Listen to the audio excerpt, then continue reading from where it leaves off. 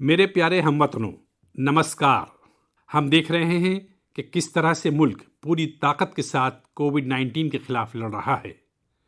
पिछले 100 वर्षों में ये सबसे बड़ी वबा है और इसी पैंडेमिक के बीच भारत ने कई कुदरती आफात का भी डटकर मुकाबला किया है।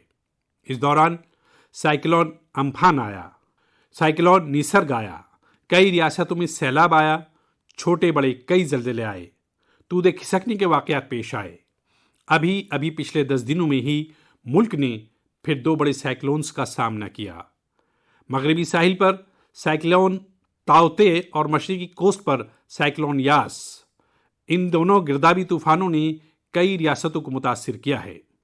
मुल्क और मुल्क के अवाम इनसे पूरी ताकत से लड़े और कम से कम जानी नुकसान को यकीनी बनाया। हम अब से महसूस करते हैं कि साबिक़ा बरसों के मुकाबले में ज़्यादा से ज़्यादा लोगों की जान बचा पा रहे हैं। मुसीबत की इस मुश्किल और गैर मामूली सूरत हाल में साइक्लोन से मुतासिरा सभी रियासतों के लोगों ने जिस तरह से जुर्रतमंदी का सबूत दिया है, इस बुरहान की घड़ी में इंतहाई सब्र के साथ, नज़्म व ज़ब्त के साथ मुकाबला किया है, मैं इज़्ज़त व एहतराम के साथ दिल की गहराइयों से सभी शहरियों की सताइश करना चाहता हूँ। जिन लोगों ने आगे बढ़कर राहत और बचाव के काम में हिस्सा लिया, ऐसे सभी लोगों की जितनी तारीफ करें उतनी कम है। मैं इन सबको सैल्यूट करता हूँ। मरकज़, रियासती सरकारें और मकामी इंतज़ामिया सभी एक साथ मिलकर इस आफत का सामना करने में मसरूफ़ हैं। मैं उन सभी लोगों के तईं अपनी हमदर्दी जाहिर करता हूँ जिन्होंने अपने करीबियों को खोया है। हम सभी इस मुश्किल घड़ी में उन लोगों के साथ मजबूती से खड़े हैं जिन्होंने इस आफत का नुकसान झेला है। मेरे प्यारे हमवतनों, चैलेंज कितना ही बड़ा हो, भारत का फतेह का अज़्म भी हमेशा उतना ही बड़ा रहा है। मुल्क की इज्तिमाई क़ुव्वत और खिदमत के जज्बे ने मुल्क को हर तूफान से बाहर निकाला है। हालिया दिनों में हमने देखा है कि कैसे हमारे डॉक्टर्स, नर्सिस और फ्रंट लाइन वॉरियर्स इन्होंने खुद की फिक्र छोड़कर दिन रात काम किया और आज भी कर रहे हैं। इस सब के दरमियान कई लोग ऐसे भी हैं जिनका कोरोना की सेकेंड वेव से लड़ने में बहुत बड़ा किरदार रहा है। मुझसे मन की बात के कई सामाईन ने नमो ऐप पर और ख़त के ज़रिए इन वॉरियर्स के बारे में बातचीत करने की अपील की है। साथियों, जब सेकेंड वेव आई, अचानक से ऑक्सीजन की मांग कई गुना बढ़ गई तो बहुत बड़ा चैलेंज था। मेडिकल ऑक्सीजन का मुल्क के दूर उफ्तादा हिस्सों तक पहुंचाना अपने आप में बड़ा चैलेंज था। ऑक्सीजन टैंकर ज़्यादा तेज चले, छोटी सी भी भूल हो तो उसमें बहुत बड़े धमाके का खतरा होता है। इंडस्ट्रियल ऑक्सीजन की पैदावार करने वाले काफ़ी प्लांट मुल्क के मशरक़ी हिस्सों में हैं। वहाँ से दूसरी रियासतों में ऑक्सीजन पहुँचाने के लिए भी कई दिनों का वक्त लगता है। मुल्क को दरपेश इस चैलेंज में मुल्क की मदद की क्रायोजेनिक टैंकर चलाने वाले ड्राइवर्स ने, ऑक्सीजन एक्सप्रेस ने, एयरफोर्स के पायलट्स ने, ऐसे बेशुमार लोगों ने जंगी पैमाने पर काम करके हजारों लाखों लोगों की जिंदगी बचाई। आज मन की बात में हमारे साथ ऐसे ही एक साथी जुड़ रहे हैं, यूपी के जौनपुर के रहने वाले जनाब दिनेश उपाध्याय जी। दिनेश जी नमस्कार। सर जी प्रणाम। सबसे पहले तो मैं चाहूंगा कि आप जरा अपने बारे में हमें जरूर बताइए। सर, हमारा नाम दिनेश बाबुलनाथ उपाध्याय है। मैं गांव हसनपुर, पोस्ट जमुआ, जिला जौनपुर का निवासी हूं सर। उत्तर प्रदेश से हैं? हाँ सर जी। और सर हमारा एक लड़का है, 2 लड़की और औरत और माँ बाप। और आप क्या करते हैं? सर मैं ऑक्सीजन का टैंकर चलाता हूं सर, लिक्विड ऑक्सीजन का। बच्चों की पढ़ाई ठीक से हो रही है? हाँ सर, बच्चों की पढ़ाई हो रही है, लड़कियां भी पढ़ रही हैं दोनों और मेरा लड़का भी पढ़ रहा है ये सर। ऑनलाइन पढ़ाई भी ठीक से चलती है उनकी? हाँ सर, अच्छे ढंग से कर रहे हैं। अभी बच्चियां हमारी पढ़ रही हैं, ऑनलाइन में ही पढ़ रही हैं सर। सर 15 से 17 साल हो गया सर मैं ऑक्सीजन का टैंकर चलाता हूं सर। अच्छा, आप ये 15-17 साल से सिर्फ ऑक्सीजन लेके जाते हैं तो सिर्फ ट्रक ड्राइवर नहीं है आप, एक प्रकार से लाखों का जीवन बचाने में लगे हैं। सर हमारा काम ही ऐसा है सर ऑक्सीजन टैंकर का कि हमारी जो कंपनी है आइनॉक्स कंपनी, वो भी हमारा लोग का बहुत ख्याल करती है और हम लोग कहीं भी जाके ऑक्सीजन खाली करते हैं तो हमें बहुत खुशी मिलती है सर। लेकिन अभी कोरोना के समय में आपकी जिम्मेदारी बहुत बढ़ गई है।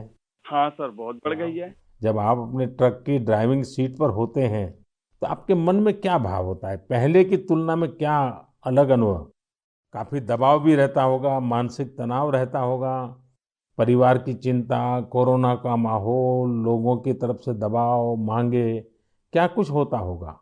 सर हमें कोई चिंता नहीं होता, हमें खाली यही होता है कि मैं अपना जो कर्तव्य कर रहा हूँ सर जी, वो हम टाइम पे लेके अगर हमारे ऑक्सीजन से किसी को अगर जीवन मिलता है तो ये हमारे लिए बहुत गौरव की बात है। बहुत उत्तम तरीके से आप अपनी भावना व्यक्त कर रहे हो। अच्छा ये बताइए, आज जब इस महामारी के समय लोग आपके काम के महत्व को देख रहे हैं, जो शायद पहले इतना नहीं समझा होगा, अब समझ रहे हैं, तो क्या आपके और आपके काम के प्रति उनके नजरिए में परिवर्तन आया है? हाँ सर जी, अभी पहले हम ऑक्सीजन के ड्राइवर कहीं भी जाम में इधर उधर फंसे रहते थे, लेकिन आज के डेट में प्रशासन ने भी हमारा लोग का बहुत हेल्प किया। और जहां भी हम जाते हैं, हम भी हमारे अंदर से एक जिज्ञासा आती है, हम कितने जल्दी पहुंच के लोगों की जान बचाएं सर। चाहे खाना मिले चाहे न मिले, कुछ भी दिक्कत हो, लेकिन हम हॉस्पिटल पहुंचते हैं जब टैंकर लेके, और देखते हैं कि हॉस्पिटल वाले हम लोग को वी का इशारा करते हैं, उनके फैमिली लोग जिसके घर वाले एडमिट होते हैं। अच्छा, विक्ट्री का भी बताते हैं? हाँ सर, वी बताते हैं, कोई अंगूठा दिखाता है। हमको बहुत तसल्ली आती है हमारे जीवन में कि हमने कोई अच्छा काम जरूर किया है, जो मुझे ऐसा सेवा करने का अवसर मिला है सर। सारी थकान उतर जाती होगी। हाँ सर, हाँ सर। तो घर आकर के बच्चों से बातें बताते हो आप सब? नहीं सर, बच्चे तो हमारे गांव में रहते हैं, हम तो यहाँ आइनॉक्स एयर प्रोडक्ट में मैं ड्राइवरी करता हूँ। 8-9 महीने के बाद तब घर जाता हूँ तो सर। कभी फोन पे बच्चों से बात करते होंगे तो हाँ सर, बराबर होता है। तो उनके मन में रहता होगा, पिताजी जरा संभालिए ऐसे समय। सर जी, वो लोग बोलते हैं पापा काम करो लेकिन अपने सेफ्टी से करो, और हम लोग सर सेफ्टी से काम करते हैं। हमारा मानगांव प्लांट भी है और आइनॉक्स बहुत हमारा लोग का हेल्प करता है। चलिए दिनेश जी, मुझे बहुत अच्छा लगा आपकी बातें सुन करके, और देश को भी लगेगा कि इस कोरोना की लड़ाई में कैसे कैसे किस प्रकार से लोग काम कर रहे हैं। आप 9-9 महीने तक अपने बच्चों को नहीं मिल रहे हैं, परिवार को नहीं मिल रहे हैं, सिर्फ लोगों की जान बच जाए। जब ये देश सुनेगा ना, देश को गर्व होगा कि लड़ाई हम जीतेंगे, क्योंकि दिनेश उपाध्याय जैसे लाखों लाखों ऐसे लोग हैं जो जी जान से जुटे हुए हैं।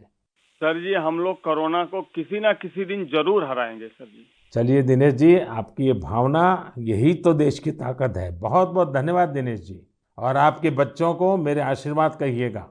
ठीक है, प्रणाम। धन्यवाद। प्रणाम प्रणाम। धन्यवाद। साथियों, जैसा कि दिनेश जी बता रहे थे, वाकई जब एक टैंकर ड्राइवर ऑक्सीजन लेकर अस्पताल पहुंचते हैं तो खुदा के भेजे हुए फरिश्ते ही लगते हैं।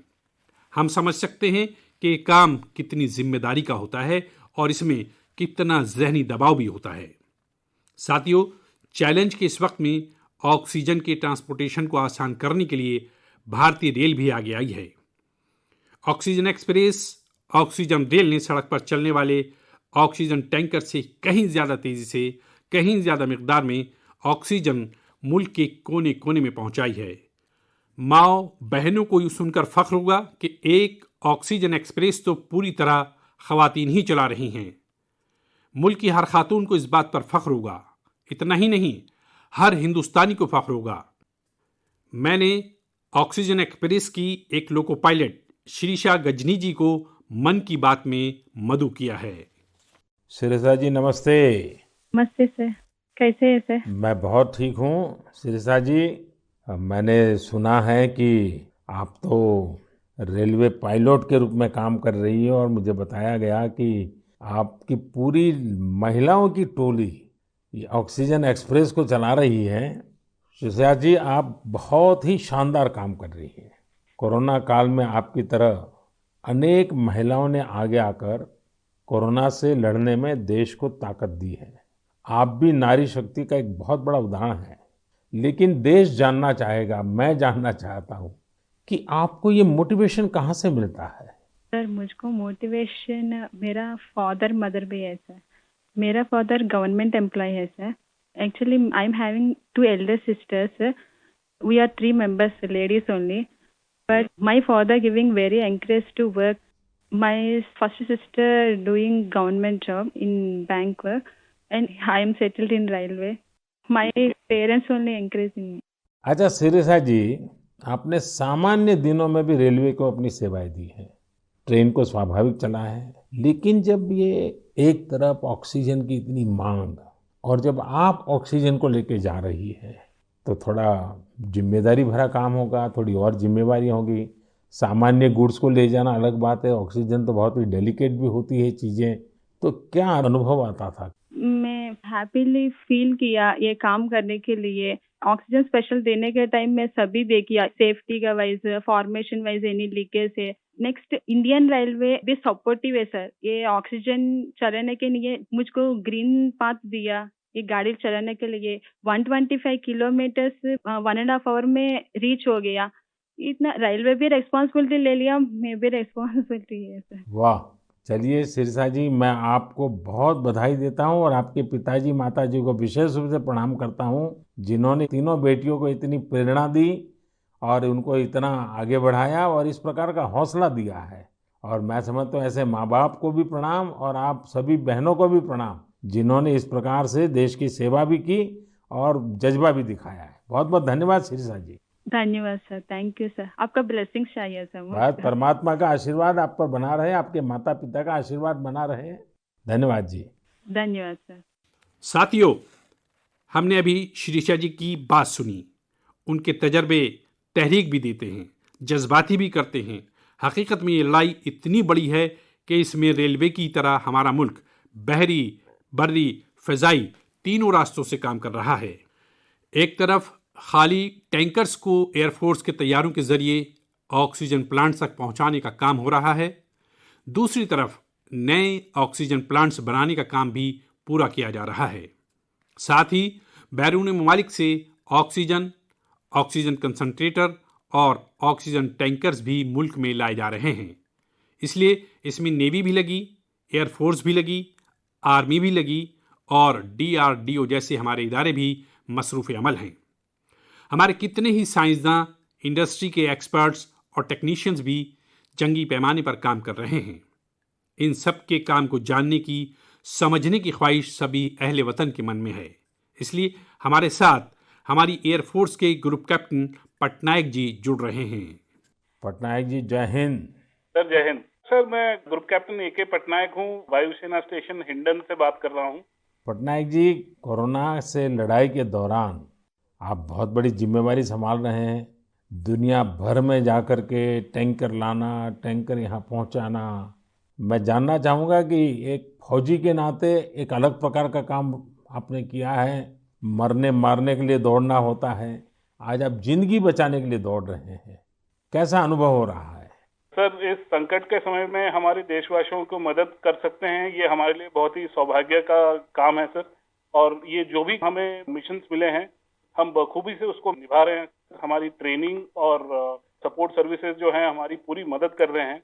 और सबसे बड़ी चीज है सर, इसमें जो हमें जॉब सेटिस्फैक्शन मिल रही है वो बहुत ही हाई लेवल पे है और इसी की वजह से हम कंटिन्यूअस ऑपरेशंस कर पा रहे हैं। कैप्टन, आप इन दिनों जो प्रयास किए हैं और वो भी कम से कम समय में सब कुछ करना पड़ा है, उसमें अभी इन दिनों क्या रहा आपका?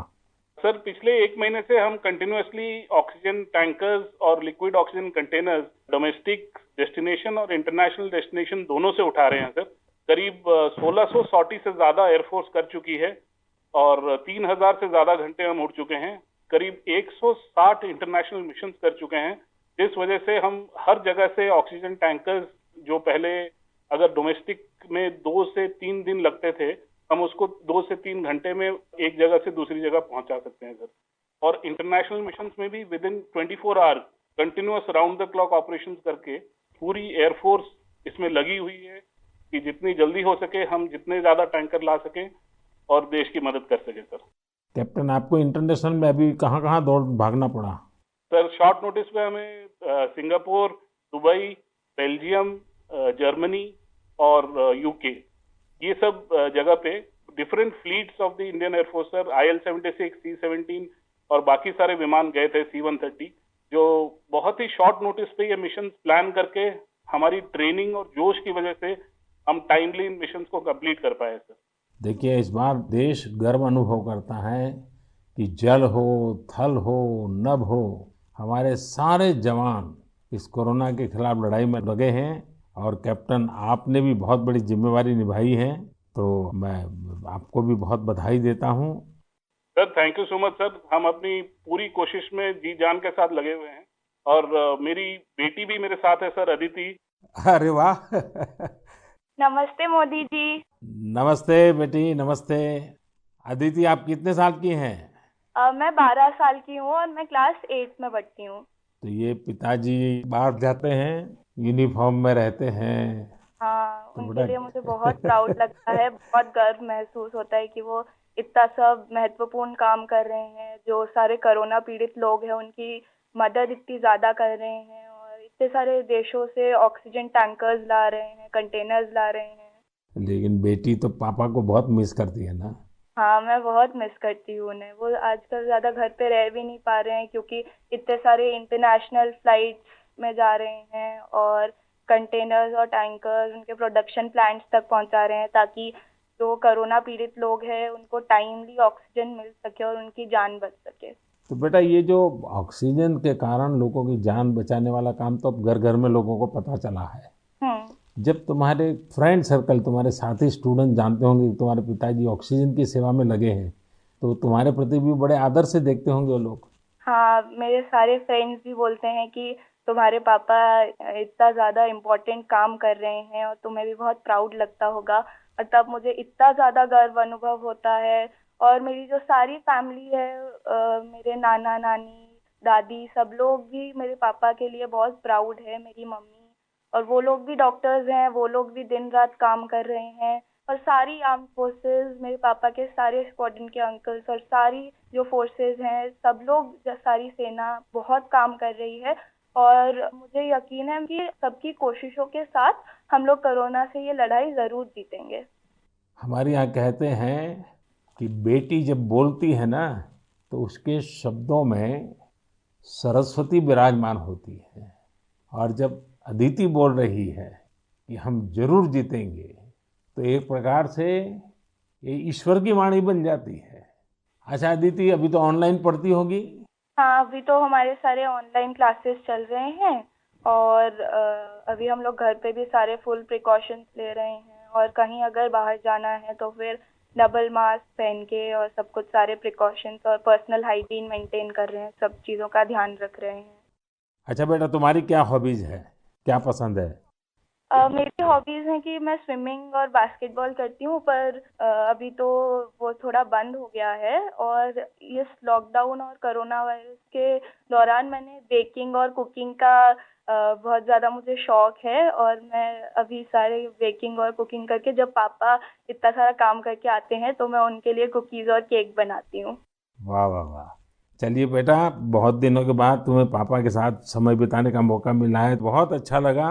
और कैप्टन, आपको भी मैं बहुत बधाई देता हूँ। लेकिन जब मैं कैप्टन को बधाई देता हूँ, मतलब सिर्फ आपको ही नहीं, सारे हमारे फोर्सेस, जल थल नभ, जिस प्रकार से जुटे हुए हैं, मैं सबको सबको सैल्यूट करता हूँ। धन्यवाद भैया। Thank you sir. साथियों, हमारे इन नौजवानों ने, इन वॉरियर्स ने जो काम किया है, इसके लिए मुल्क इन्हें सैल्यूट करता है। इसी तरह लाखों लोग दिन रात लगे हुए हैं। जो काम वो कर रहे हैं वो उनके रूटीन का हिस्सा नहीं है। इस तरह की आफत तो दुनिया पर 100 साल बाद आई है, एक सदी के बाद इतना बड़ा बहरान। इसलिए इस तरह के काम का किसी के पास कोई भी तजर्बा नहीं था। इसके पीछे मुल्क की खिदमत का जज्बा है और एक कुव्वत इरादी है। इसी से मुल्क ने वो काम किया है जो पहले कभी नहीं हुआ। आप अंदाजा लगा सकते हैं, आम दिनों में हमारे यहाँ एक दिन में 900 metric ton liquid medical oxygen का प्रोडक्शन होता था। अब ये 10 गुना से भी ज्यादा बढ़कर तकरीबन 9,500 मैट्रिक टन यौमिया प्रोडक्शन हो रहा है। इस ऑक्सीजन को हमारे वॉरियर्स मुल्क के दूर दराज गोशों तक पहुंचा रहे हैं। मेरे प्यारे हमवतनों, ऑक्सीजन पहुंचाने के लिए मुल्क में इतनी कोशिशें हुई, इतने लोग लगे, एक शहरी के तौर पर ये सारे काम तहरीक देते हैं। एक टीम बनकर हर किसी ने अपना फर्ज निभाया है। मुझे बेंगलुरु से उर्मिला जी ने कहा है कि उनके शौहर लैब टेक्नीशियन हैं और ये भी बताया है कि कैसे इतने चैलेंजों के दरमियान वो लगातार टेस्टिंग का काम कर रहे हैं। साथियों, कोरोना की शुरुआत में मुल्क में सिर्फ एक ही टेस्टिंग लैब था, लेकिन आज 2500 से ज़्यादा लैब्स काम कर रहे हैं। शुरू में कुछ 100 टेस्ट एक दिन में हो पाते थे, अब 20 लाख से ज़्यादा टेस्ट एक दिन में होने लगे हैं। अब तक मुल्क में 33 करोड़ से ज़्यादा सैंपल की जांच की जा चुकी है। ये इतना बड़ा काम इन साथियों की वजह से ही मुमकिन हो रहा है। कितने ही फ्रंटलाइन वर्कर्स सैंपल कलेक्शंस के काम में लगे हुए हैं। मुतासिर मरीजों के दरमियान जाना, उनका सैंपल लेना, ये कितनी खिदमत का काम है। अपने बचाव के लिए इन साथियों को इतनी गर्मी में भी लगातार पीपीई किट्स पहन के रहना पड़ता है। इसके बाद ये सैंपल लैब में पहुंचता है। इसलिए जब मैं आप सबके मशवरे और सवाल पढ़ रहा था तो मैंने तय किया कि हमारे इन साथियों की भी बात ज़रूर होनी चाहिए। इनके तजर्बात से हमें भी बहुत कुछ जानने को मिलेगा। तो आइए दिल्ली में एक लैब टेक्नीशियन के तौर पर काम करने वाले हमारे साथी प्रकाश कांडपाल जी से बात करते हैं। प्रकाश जी नमस्कार। नमस्कार आदरणीय प्रधानमंत्री जी।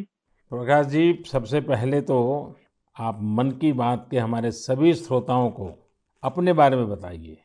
आप कितने समय से ये काम कर रहे हैं और कोरोना के समय आपका क्या अनुभव रहा है? क्योंकि देश के लोगों को इस प्रकार से न टीवी पर दिखते हैं, न अखबार में दिखते हैं, फिर भी एक ऋषि की तरह लैब में रह करके काम कर रहे हैं। तो मैं चाहूंगा कि आप जब बताएंगे तो देशवासियों को भी जानकारी मिलेंगी कि देश में काम कैसे हो रहा है। सर, मैं दिल्ली सरकार के स्वास्थ्य संस्थान institute of liver and biliary sciences नाम के हॉस्पिटल में पिछले 10 वर्षों से लैब टेक्नीशियन के रूप में कार्यरत हूँ। मेरा स्वास्थ्य क्षेत्र का अनुभव 22 वर्षों का है। आईएलबीएस से पहले भी मैं दिल्ली के Apollo hospital, Rajiv Gandhi cancer hospital, Rotary blood bank जैसे प्रतिष्ठित संस्थान में काम कर चुका हूँ। सर, यद्यपि सभी जगह मैंने रक्त कोष विभाग में अपनी सेवाएं दी, परंतु पिछले वर्ष 1 अप्रैल 2020 से मैं आईएलबीएस के वायरोलॉजी डिपार्टमेंट के अधीनस्थ कोविड टेस्टिंग लैब में कार्य कर रहा हूँ। निस्संदेह कोविड महामारी में स्वास्थ्य एवं स्वास्थ्य से संबंधित सभी साधन संसाधनों पर अत्यधिक दबाव पड़ा, पर मैं इस संघर्ष के दौर को निजी तौर पर इसमें ऐसा अवसर मानता हूँ जब राष्ट्र, मानवता, समाज हमसे अधिक उत्तरदायित्व, सहयोग, हमसे अधिक सामर्थ्य और हमसे अधिक क्षमता के प्रदर्शन की अपेक्षा करता है और आशा करता है। और सर, जब हम राष्ट्र के, मानवता के, समाज की अपेक्षा के और आशा के अनुरूप अपने स्तर पर, जो कि एक बूंद के बराबर है, हम उस पर काम करते हैं, खरा उतरते हैं, तो एक गौरव की अनुभूति होती है। कभी जब हमारे घर वाले भी आशंकित होते हैं या थोड़ा उन्हें भय लगता है, तो ऐसे अवसर पे उनको स्मरण कराता हूँ कि हमारे देश के जवान, जो कि सदैव ही परिवार से दूर सीमाओं पर विषम और असामान्य परिस्थितियों में देश की रक्षा कर रहे हैं, उनकी तुलना में तो हमारा जोखिम जो है कम है, बहुत कम है। तो वो भी इस चीज को समझते हैं और मेरे साथ में एक तरह से वो भी सहयोग करते हैं और वो भी इस आपदा में समान रूप से जो भी सहयोग है उसमें अपनी सहभागिता निभाते हैं।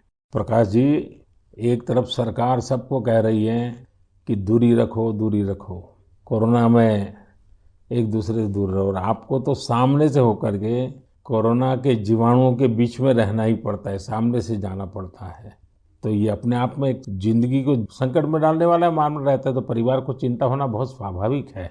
लेकिन फिर भी ये लैब टेक्नीशियन का काम सामान्य संजोगों में एक है और ऐसी पेंडेमिक स्थिति में दूसरा है, और वो आप कर रहे हैं तो काम के घंटे भी बहुत बढ़ गए होंगे, रात रात लैब में निकालना पड़ता होगा, क्योंकि इतना करोड़ों लोगों का टेस्टिंग हो रहा है तो बोझ भी बड़ा होगा। लेकिन अपनी सुरक्षा के लिए भी सावधानी रखते हैं कि नहीं रखते हैं? बिल्कुल रखते हैं सर। हमारे आईएलबीएस की जो लैब है वो WHO से मान्यता प्राप्त है, तो जो सारे प्रोटोकॉल हैं वो इंटरनेशनल स्टैंडर्ड के हैं। हम त्रिस्तरीय जो हमारी पोशाक है उसमें हम जाते हैं लैब में और उसी में हम काम करते हैं, और उसका पूरा डिस्कार्डिंग का, लेबलिंग का और उनको टेस्टिंग का एक पूरा प्रोटोकॉल है, तो उस प्रोटोकॉल के तहत काम करते हैं। तो सर, ये भी ईश्वर की कृपा है कि मेरा परिवार और मेरे जानने वाले अधिकतर जो अभी तक इस संक्रमण से बचे हुए हैं। तो एक चीज है कि अगर आप सावधानी रखते हैं और संयम बरतते हैं तो आप थोड़ा बहुत इससे बचे रह सकते हैं। प्रकाश जी, आप जैसे हजारों लोग पिछले 1 साल से लैब में बैठे हैं और इतनी जहमत कर रहे हैं, इतने लोगों को बचाने का काम कर रहे हैं, जो देश आज जान रहा है। लेकिन प्रकाश जी, मैं आपके माध्यम से आपकी बिरादरी के सभी साथियों को हृदयपूर्वक धन्यवाद करता हूं, देशवासियों की तरफ से धन्यवाद करता हूं।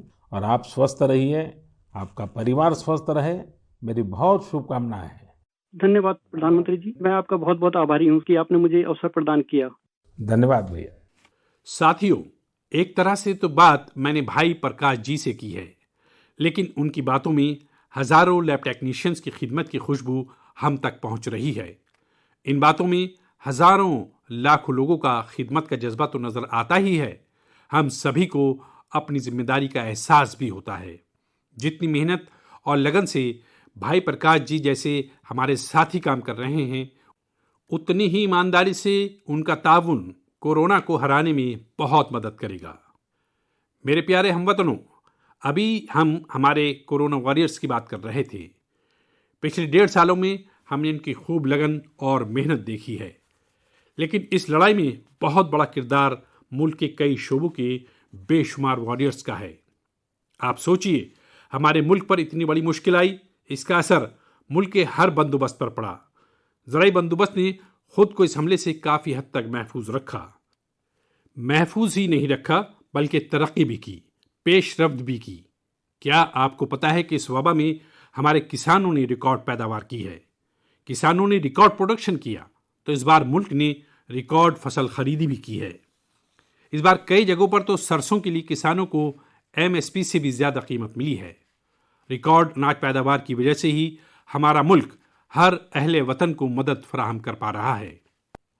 आज इस बहरान के दौर में 80 करोड़ गरीबों को मुफ्त राशन मुहैया कराया जा रहा है, ताकि गरीब के घर में भी कभी ऐसा दिन ना आए जब चूल्हा न जले। साथियों, आज हमारे मुल्क के किसान कई शोबों में नए बंदोबस्त का फायदा उठाकर कमाल कर रहे हैं। जैसे कि अगरतला के किसानों को ही ले लीजिए। ये किसान बहुत अच्छे कटहल की पैदावार करते हैं। इनकी मांग मुल्क बैरून मुल्क में हो सकती है, इसलिए इस बार अगरतला के किसानों के कटहल रेल के जरिए गुवाहाटी तक लाए गए। गुवाहाटी से अब ये कटहल लंदन भेजे जा रहे हैं। ऐसे ही आपने बिहार की शाही लीची का नाम भी सुना होगा। 2018 में सरकार ने शाही लीची को GI टैग भी दिया था, ताकि उसकी पहचान मजबूत हो और किसानों को ज्यादा फायदा हो। इस बार बिहार की ये शाही लीची भी हवाई रास्ते से लंदन भेजी गई है। मशरिक से मगरिब, शुमाल से जुनूब, हमारा मुल्क ऐसे ही अनोखे जायके और पैदावार से भरा पड़ा है। जुनूबी भारत में विजयनगरम के आम के बारे में आपने जरूर सुना होगा। अब भला ये आम कौन नहीं खाना चाहेगा। इसलिए अब किसान रेल सैकड़ों टन विजयनगरम आम दिल्ली पहुंचा रही है। दिल्ली और शुमाली भारत के लोगों को विजयनगरम आम खाने को मिलेगा और विजयनगरम के किसानों को अच्छी कमाई होगी। किसान रेल अब तक तकरीबन 2 लाख टन पैदावार का नकलो हमल कर चुकी है। अब किसान बहुत कम कीमत पर फल, सब्जियां, अनाज मुल्क के दूसरे दूर दराज इलाकों में भेज पा रहा है। मेरे प्यारे हमवतनों, आज 30 मई को हम मन की बात कर रहे हैं और इत्तेफाक से इस सरकार के 7 साल पूरे होने का भी वक्त है।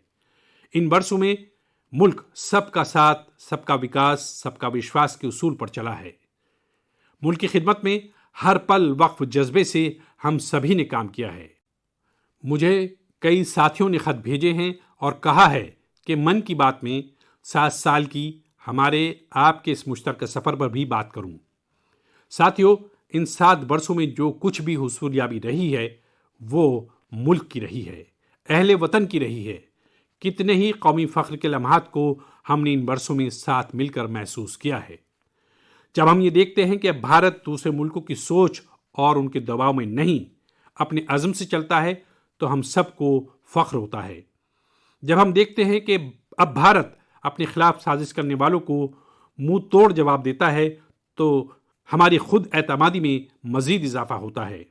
जब भारत कौमी सलामती की उमूर पर समझौता नहीं करता, जब हमारी अफवाज की ताकत बढ़ती है, तो हमें लगता है कि हाँ, हम सही रास्ते पर हैं। साथियों, मुझे कितने ही अहले वतन के पैगाम, उनके खत मुल्क के कोने कोने से मिलते हैं। कितने ही लोग मुल्क को शुक्रिया कहते हैं कि 70 साल बाद उनके गांव में पहली बार बिजली पहुंची है। उनके बेटे बेटियां उजाले में पंखे में बैठकर पढ़ रहे हैं। कितने ही लोग कहते हैं कि हमारा भी गांव अब पक्की सड़क से शहर से जुड़ गया है। मुझे याद है कि एक आदिवासी इलाके से कुछ साथियों ने मुझे पैगाम भेजा था कि सड़क बनने के बाद पहली बार उन्हें ऐसा लगा था कि वो भी बाकी दुनिया से जुड़ गए हैं। ऐसे ही कहीं कोई बैंक खाता खुलने की खुशी मुश्तरक करता है, तो कोई अलग अलग स्कीमों की मदद से जब नया रोजगार शुरू करता है तो उस खुशी में मुझे भी शामिल करता है। प्रधानमंत्री आवास योजना के तहत घर मिलने के बाद गृह प्रवेश की तकरीब में कितने ही दावतनामे मुझे हमारे अहले वतन की तरफ से लगातार मिलते रहते हैं। इन 7 सालों में आप सबकी ऐसी करोड़ों खुशियों में मैं शामिल हुआ हूं। अभी कुछ दिन पहले ही मुझे गांव से एक कुनबे ने जल जीवन मिशन के तहत घर में लगे पानी के नल की एक फोटो भेजी। उन्होंने उस फोटो का कैप्शन लिखा था, मेरे गांव की जीवन धारा। ऐसे कितने ही कुनबे हैं। आज़ादी के बाद 7 दहाइयों में हमारे मुल्क के सिर्फ 3.5 करोड़ देही घरों में ही पानी के कनेक्शन थे, लेकिन पिछले 21 महीनों में ही 4.5 करोड़ घरों को साफ पानी के कनेक्शन दिए गए हैं। इनमें से 15 महीने तो कोरोना दौर के ही थे। इसी तरह का एक नया भरोसा मुल्क में आयुष्मान योजना से भी आया है। जब कोई गरीब मुफ्त इलाज से सेहतयाब होकर घर आता है तो उसे लगता है कि उसे नई जिंदगी मिली है। उसे भरोसा होता है कि मुल्क उसके साथ है। ऐसे ही कितने कुनबों की दुआएं, करोड़ों माओं का आशीर्वाद लेकर हमारा मुल्क मजबूती के साथ तरक्की की समत गामजन है। साथियों, इन 7 सालों में भारत ने डिजिटल लेन देन में दुनिया को नई राह दिखाने का काम किया है। आज किसी भी जगह जितनी आसानी से आप चुटकियों में डिजिटल पेमेंट कर देते हैं, वो कोरोना के इस वक्त में भी बहुत मुफीद साबित हो रहा है। आज सफाई सुथराई के तई अहले वतन की संजीदगी और चौकसी बढ़ रही है। हम रिकॉर्ड सैटेलाइट भी लॉन्च कर रहे हैं और रिकॉर्ड सड़कें भी बना रहे हैं।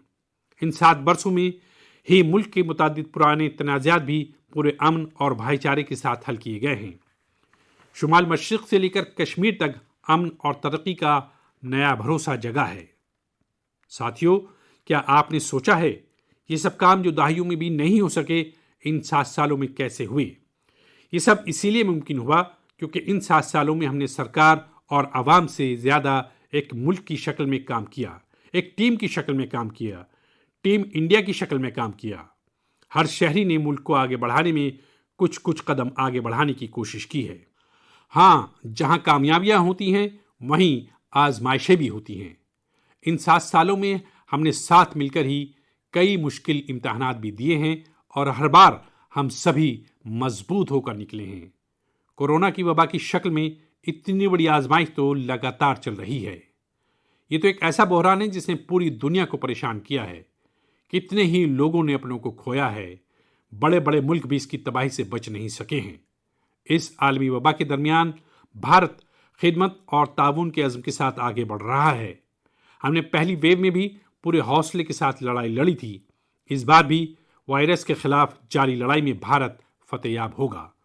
2 गज की दूरी, मास्क के मुतालिक ज़ाब्ते हों या फिर वैक्सीन, हमें ढिलाई नहीं करनी है। ये हमारी जीत का रास्ता है। अगली बार जब हम मन की बात में मिलेंगे तो अहले वतन की कई और बाइस तरगीब मिसालों पर बात करेंगे और नए मौज़ूआत पर बात करेंगे।